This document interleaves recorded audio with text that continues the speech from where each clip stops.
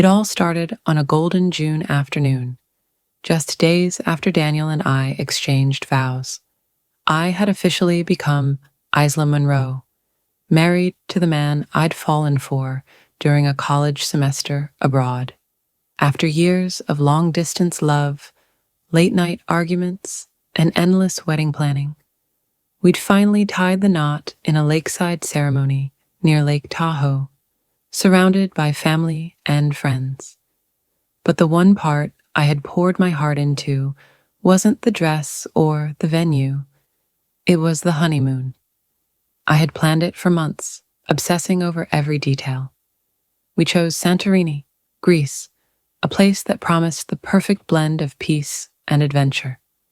It matched us perfectly. I loved quiet sunsets and novels by the sea, while Daniel thrived on hikes, snorkels, and anything that got his heart racing.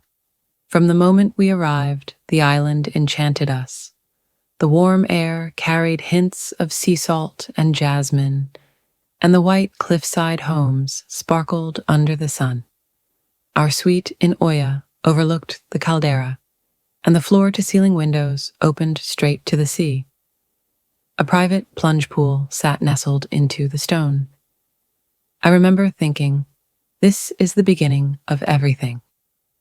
The first few days were pure bliss. We slept late, wandered the cobblestone streets, shared wine on balconies, and laughed harder than we had in months. The weight of wedding stress melted into the ocean air. We booked a sailing tour one afternoon. Dolphins danced beside the boat, and Daniel dove into the water like a kid. I hesitated, worried about the cold, my hair, but I jumped in anyway. Later, over fresh seafood and chilled wine, he took my hand and said, "You didn't want to go in, but you did it anyway, just for me." I'll never forget that. That was Daniel, always noticing the little things. Then came the 5th day. We'd planned a day trip to Pyrgos, a quiet village with breathtaking views. We rented a tiny Fiat, windows down, music playing. Daniel sang off-key on purpose just to make me laugh. The roads were narrow and winding, but he was careful.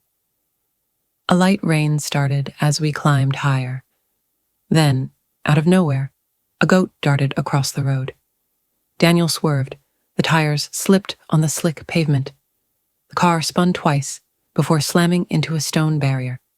Everything blurred. The airbags burst. My ears rang. I looked at Daniel. He was slumped over, blood running from his forehead. I screamed his name. Nothing. My hands trembled as I called for help. I could barely speak. Time slowed. I kept whispering, "Please stay with me." An ambulance finally came. I rode beside him, holding his hand as tightly as I could. At the hospital, a doctor told me he had a concussion and some internal bruising, but he'd be okay. I collapsed with relief. We extended our stay and moved to a quieter guest house while Daniel recovered. He stayed in bed most days, joking softly through the pain, always trying to make me smile. One morning, I walked to the pharmacy and saw a young woman crying outside a cafe. She looked heartbroken. I sat beside her and asked if she was okay. Her name was Amelia. She had come to Santorini for her honeymoon too, except her fiancé had called off the wedding a week before.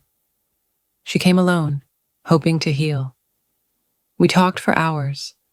I shared what had happened with Daniel, how close I'd come to losing him. Amelia listened, then said, "Maybe I'm not as broken as I thought." Over the next few days, I invited her to join us. We shared dinners, quiet walks, even sat together watching the sea in silence. She became like a younger sister. Daniel welcomed her with his usual warmth. On our final evening, the three of us watched the sunset together. Amelia said she'd booked a volunteer trip to Thailand.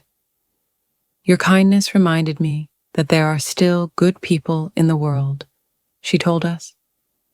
Our honeymoon didn't go the way I imagined, but we returned home with something far more meaningful, a deeper bond, a reminder of how fragile life is, and a new friend we never expected to find.